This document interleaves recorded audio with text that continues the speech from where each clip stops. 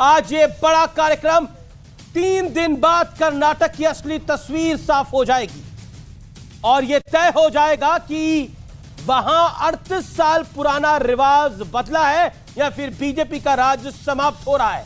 लेकिन कहते हैं कि ट्रेलर देखकर काफी हद तक फिल्म का अंदाजा लग ही जाता है व्यूअर्स।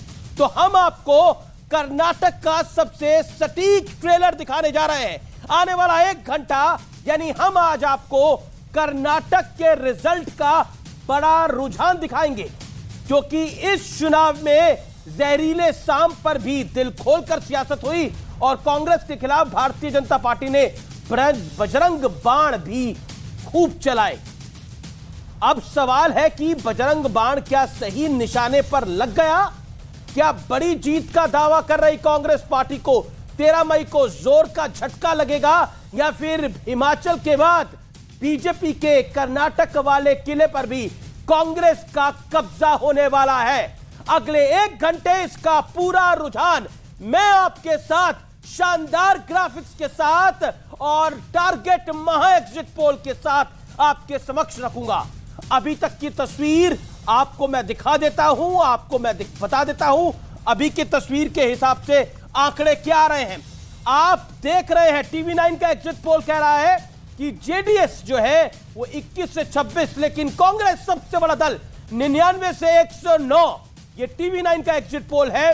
आपको मैं बता दूं इसके अलावा भारतीय जनता पार्टी करीब करीब 88 से 98 यानी सिंगल लार्जेस्ट कांग्रेस बनती हुई दिख रही है। टाइम्स नाउ का एग्जिट पोल कह रहा है कांग्रेस 106 से 120, बीजेपी 78 से 92 यानी कांग्रेस को एक बड़ी बढ़त दिखा रहा है। जेडीएस 20 से 26 के आंकड़े पे जाती हुई दिख रही है। अब आपको मैं दिखाता हूं एक और आंकड़ा, 114 बीजेपी, ये न्यूज नेशन का एग्जिट पोल है जिसमें 114 पे भारतीय जनता पार्टी, 86 पे कांग्रेस, 3 पे अन्य और 21 पे जेडीएस आती हुई दिख रही है। अब मैं आपको एक और आंकड़ा दिखाता हूं जो कि रिपब्लिक का एग्जिट पोल है, वो 94 से 108 कांग्रेस को दे रहे हैं, 85 से 100 भारतीय जनता पार्टी को दे रहे हैं। लेकिन अभी 2 घंटे की वोटिंग का आखिरी का नंबर आना बाकी है व्यूअर्स। जेडीएस 24 से 32 यानी कांग्रेस को अधिकतर एग्जिट पोल में बढ़त मिल रही है और टारगेट पोल का क्या नतीजा आ रहा है वो भी मैं आपको दिखाऊंगा।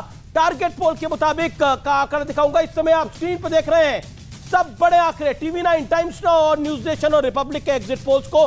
लेकिन टारगेट महापोल क्या कहता है? टारगेट महापोल कहता है कि कांटे की टक्कर हो सकती है बीजेपी और कांग्रेस के बीच में, लेकिन बढ़त कांग्रेस को रहेगी। यहां पर मेरे साथ कई दिग्गज इस समय जुड़ रहे हैं बातचीत करने के लिए। सुधा, टारगेट महापोल का आंकड़ा आप देख सकते हैं स्क्रीन के ऊपर। रामकृपाल जी आपको दिख रहा है अभी तक का यह आंकड़ा है कांग्रेस 102, सिंगल लार्जेस्ट, बीजेपी 96, पीछे उससे 6 सीटें, जेडीएस 24 और अन्य के खाते में 2। मेरे साथ जुड़ रहे हैं संजय निरुपम, वरिष्ठ नेता कांग्रेस पार्टी के, Sudhanshu Trivedi, member of parliament और वरिष्ठ नेता भारतीय जनता पार्टी के, तनवीर अहमद, प्रवक्ता और वरिष्ठ नेता जेडीएस के, रामकृपाल सिंह मेरे साथ है, अशोक वानखेड़े मेरे साथ है, तेजस्वी सूर्या मेरे साथ जुड़ेंगे। तो सुपर डुपर लाइनअप है आज। रामकृपाल जी, आंकड़े हमारे सामने आ रहे हैं, कांग्रेस को बढ़त दिखाई दे रही है।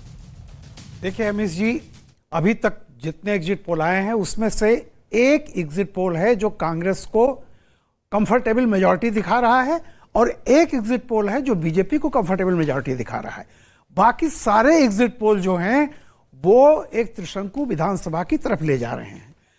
मैं एक बात कह रहा हूं कि मेरा ऐसा मानना है कि अगर कांग्रेस 113 की मैजिक फिगर से नीचे रह जाती है तो फिर कांग्रेस के लिए सरकार बनाना बहुत मुश्किल होगा। अल्टीमेटली जो वहां दिखाई देगा, लास्ट टाइम भी अगर हम देखें तो बीजेपी सिंगल लार्जेस्ट थी, लेकिन कांग्रेस के पास नंबर कम थे, लेकिन जेडीएस कांग्रेस के साथ गई नहीं, पिछली बार गई ना, और उसका नतीजा देख लिया। इसीलिए मैं कह रहा हूं कि तब से जेडीएस में तो जो कुमारस्वामी को सीएम बनाएगा जेडीएस उसके साथ चली जाएगी। ऐसा नहीं है। मैं एक बात कर रहा हूं। पहली बात तो यह है कि इस आंकड़ों में जो 13 तारीख को आएंगे बहुत फेरबदल होने वाला। कारण बताऊं, जब एग्जिट पोल में नेक टू नेक फाइट की बात की जाती है तब मानिए कि मार्जिन बहुत सारे 25% सीटों में मार्जिन ऐसी होगी 1000 वोट की अमीश जी। और उनके बारे में मेरा ये कहना है कि जैसे पिछली बार क्या हुआ था कि कांग्रेस को ज्यादा वोट मिले थे लेकिन सीटें बीजेपी की ज्यादा थी। उसका एक कारण होता है कि कांग्रेस का सर्टेन पॉकेट्स में बहुत ज्यादा वो पोलिंग होती है और कांग्रेस का परसेंटेज बहुत ज्यादा होता है जीत का। लेकिन ओवरऑल जो इवनली बीजेपी के साथ क्या है कि इवनली डिस्ट्रीब्यूटेड उसका वोट है। और इस बार जो इन्होंने बजरंगबली वाला जो खेल खेला था उसके पीछे बेसिकली ये था कि माइनॉरिटी वोट, साउथ मैसूरू में जो माइनॉरिटी वोट होता है वो अक्सर देवगौड़ा की तरफ जाता था वहां हमेशा से, और कांग्रेस की तरफ भी आता था। उसका लक्ष्य है कि वो माइनॉरिटी वोट डिवाइड होने के बजाय सीधे कांग्रेस तरफ आए। अगर वोट परसेंटेज हैवीली कांग्रेस तरफ गया है तो मैं आपको तय बता दूं कि जो मैं अभी देख रहा हूं कि इस बार बीजेपी का वोट परसेंट पिछली बार से थोड़ा बढ़ता हुआ दिखाई पड़ रहा है, मुझे पता चला है करीब करीब बराबर। और अगर बीजेपी का वोट परसेंट इस बार बढ़ रहा है